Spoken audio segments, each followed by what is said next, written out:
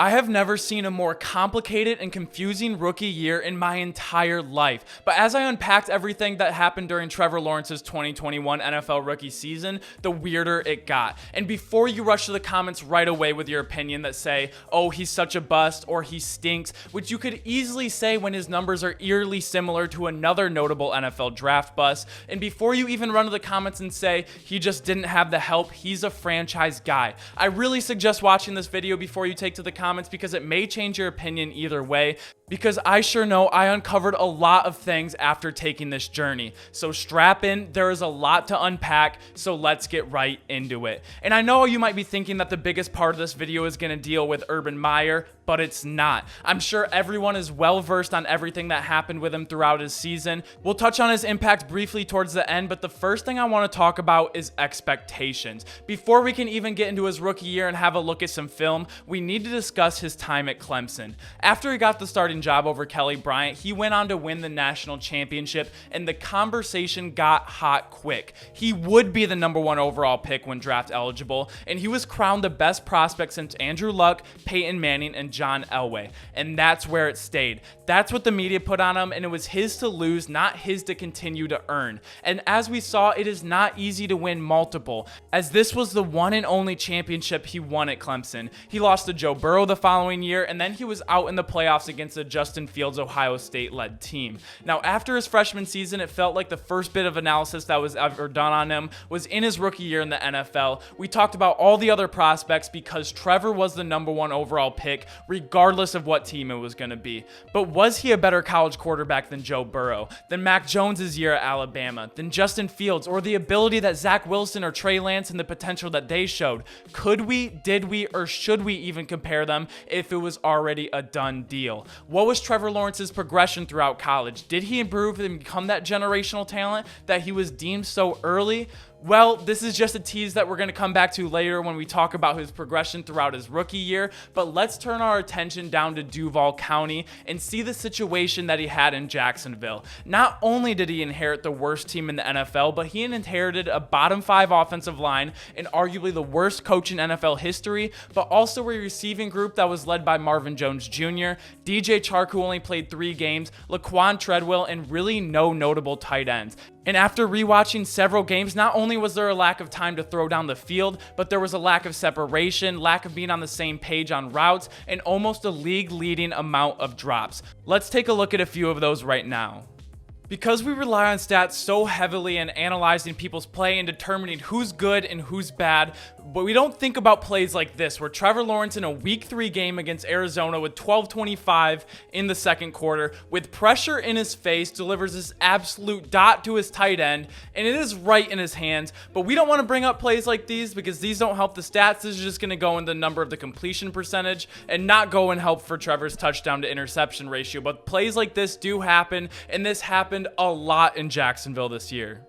And almost consistently, week in and week out, we saw plays like these where even the most simple routine plays that they hit probably 100 times over in practice, he's going to hit the shallow cross going from right to left, and it's just going to hit the receiver right in the helmet. It's going to go right through his hands, hit his helmet, and it's going to be an interception. Overall, did it impact the outcome of the game? We really don't know, because this is an empty possession that not only is an incomplete pass and an interception, but this could have been a touchdown drive. This could have been a field goal, and it could have been huge for the momentum of the game. But it wasn't all just drop passes. It was not being on the same page right now. So right now, the Seattle Seahawks have a single man safety. This is MFC, middle of the field close. And he's going to throw it to this receiver right here who's got a deep post route. And this, you can hit it if you guys are on the same page. So we're going to watch how this plays out and see how it can be detrimental to a team if you're just not on the same page reading the defense. So as the ball gets snapped, Trevor Lawrence is going to take his drop. And right here is the pivotal moment in the play. Because right now, there is 7 yards of separation between the receiver and the safety, and he's open field turning to get depth. And so Trevor Lawrence is just about to release this ball, and he is going to throw it right here. This is the landing spot. He's expecting a receiver to see, hey, there's no way I'm going to get over the top of the safety. That absolutely makes no sense. So what I need to do is I need to flatten my route out, and not only is this not going to be an interception, but this could be a huge play for our team. So as he winds up to throw it, he's going to throw it to flatten out. The receiver he runs right right into the safety. The safety reads the ball, he has eyes on it, and he's just gonna undercut it. And I wish we could watch this and not like 420p. I'm sorry, I don't have the plugs like some other YouTubers do where they can download the film from the NFL. So this is what we have to deal with, but I hope you guys understand the point. And certain plays are just going to be high risk, high reward. He's going to make a very gutsy throw that very well could be a pick six if he doesn't put perfect placement on it. But he's going to step up in the pocket, sees a receiver leaking out to the left, and make this throw perfectly to the outside corner for a touchdown. No, just completely drops it. This was his last game that knocked out Indy out of the playoffs. This was one of his best throws of the entire season. He was super accurate, and it just gets flat out dropped. And the last play we're going to look at, you just see this so routinely for all the other NFL teams. This wasn't the best placed ball in the world, but he's going to put it right on the running back. It's going to be a little high, but how many times have you seen running backs make plays like these? Just a simple routine catch on 2nd and 9 in the second quarter, 11-point game, still a lot of time in the game, where he just flat out drops it. It's going to be an interception. So these are the type of plays that we just saw consistently for the Jaguars that made me feel so bad for Trevor Lawrence.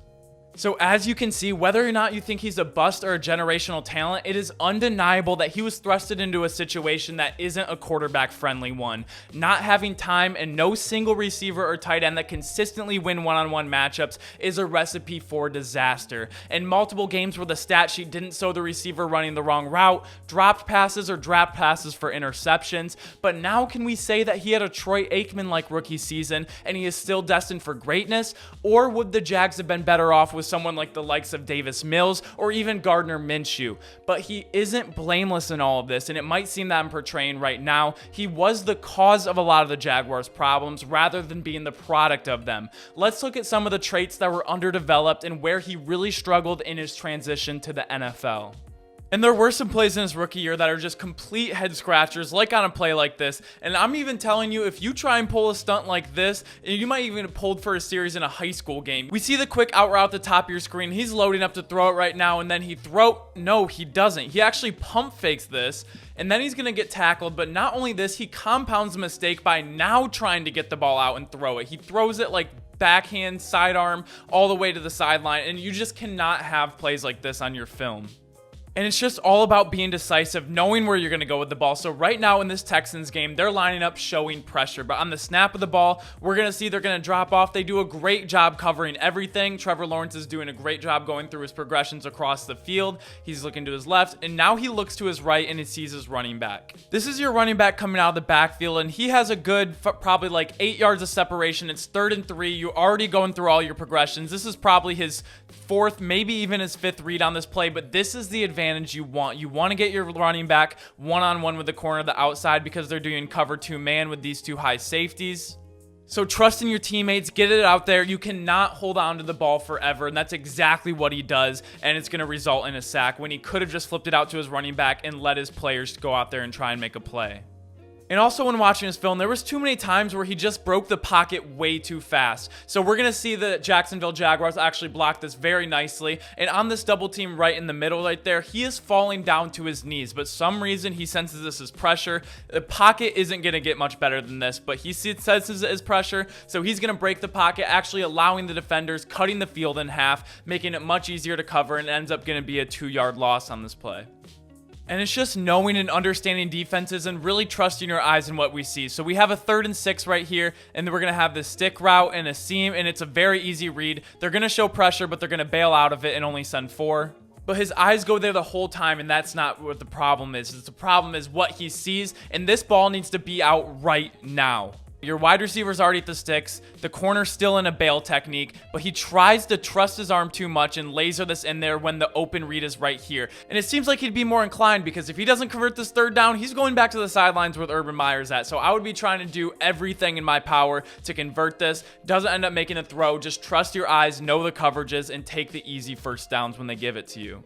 And then some of these interceptions were just inexcusable. He's going to try and fit it in this very tight window, which isn't the worst thing in the world. You have some time, so you can go through your reads, go through your progressions, maybe look to the bottom of your screen. But he's going to try and fit this in there, but you have to be accurate. He just completely misses to the outside, and it's going to be one of the easiest interceptions JC Jackson ever has. Now, this does seem like some damning evidence of everyone on the side of the coin, that people that scream bust, but hold on to that comment for just a little bit longer, because two things can be true. And what is absolutely true and definitely worth noting is that through all of this, Trevor Lawrence, a winner by nature all throughout high school, all throughout college, and then to be a struggling 22-year-old being the laughingstock and punching bag of NFL fans, he was incredibly mature through all of this. He handled the media with grace, took the blame, and never finger-pointed or did anything to lose the locker room, because he never lost his temper. And he did make some plays where, in a vacuum, if we just look at those, you can see the irrefutable talent that he has with his 6'6" frame, a cannon for an arm, and great mobility. So remember, two things can be true, and even though with unimpressive numbers, they're not always indicative of the talent of plays that were made in a positive way. So let's check out some of those plays.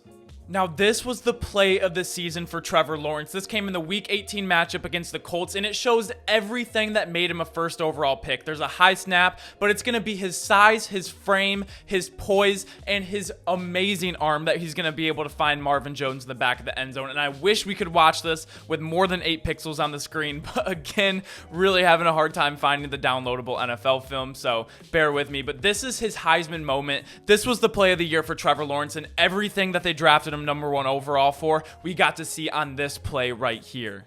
And on this play, we're going to see how he's able to move in the pocket and make this absolute laser throw that not many in the quarterbacks in the NFL would be able to make, and he goes through all of his progression. So this is going to be a deep over route, but watch how he hits him on the sideline here. So he's going to get the snap and start going through his progressions. There gets to be pressure pretty quickly. It comes out on the outside. He rolls out to his right a little bit, steps back up. There's going to be a free rusher coming off the left side, but he's going to hang in there, step and throw right over the linebacker and right along the sideline. This might have been one of the best throws of his entire season.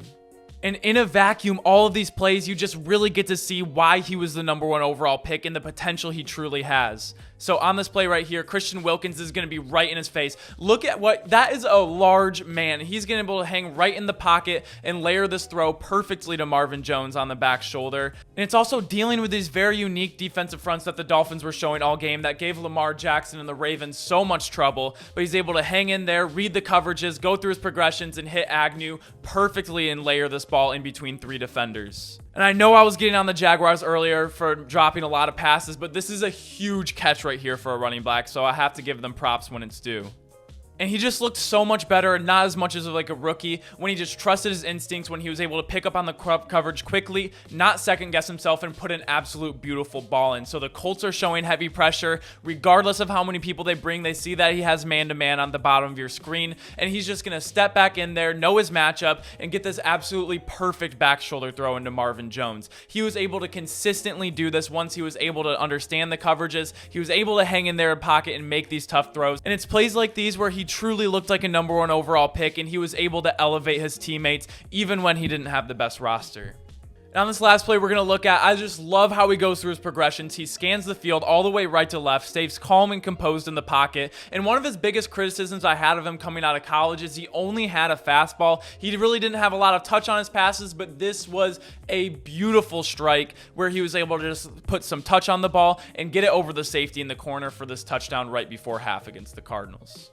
So we covered his situation in Jacksonville. We covered the obvious mistakes he made throughout the season. We also saw some of the best moments that Jags fans can hold on to still believe he's a franchise guy. And now it seems like a fitting time to talk about head coach Urban Meyer, and not what he did, but what it does to an NFL locker room. And very quickly, I made a bolded list of everything I could think of off the top of my head. Let me know if I missed anything.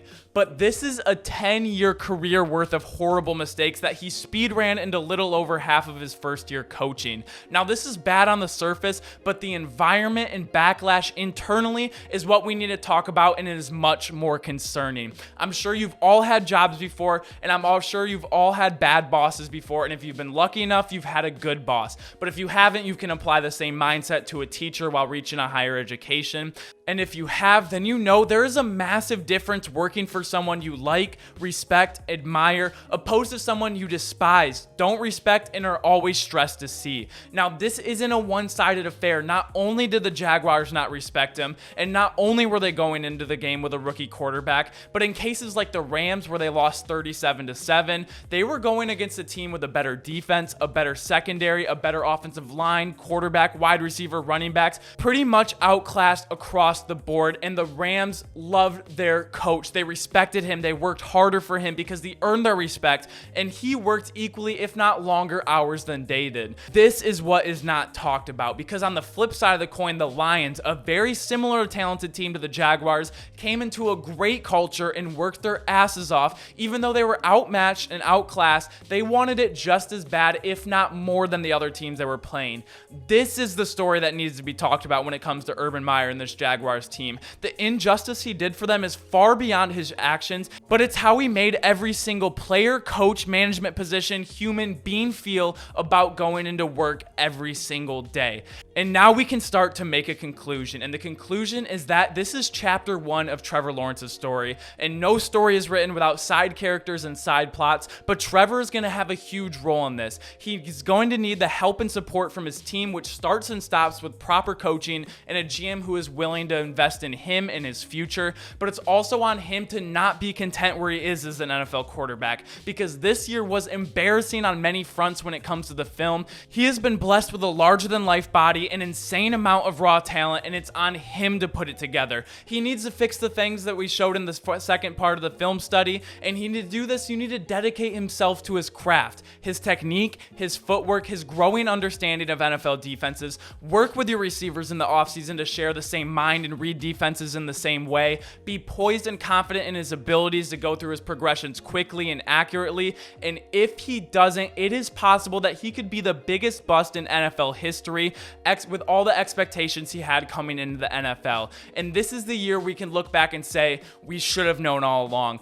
Or this can be the first chapter of a legendary career where he flips the script and overcomes everything that came and went with this first season. Now, if you made it to this point in the video, first of all, I appreciate you so much. But now it's time to go ahead to the comments down below and let me know what you think about Trevor Lawrence and his rookie year. That's what I think, and this is what I saw throughout his rookie year, but let me know what you guys think. Make sure to like this video if you like videos like these, and make sure to subscribe if you enjoy daily sports content. This was a ton of fun to make. It did take a lot of time, but it was absolutely worth it. Thank you guys so much for checking out the video and the channel, but as always, I will see you all tomorrow. Peace!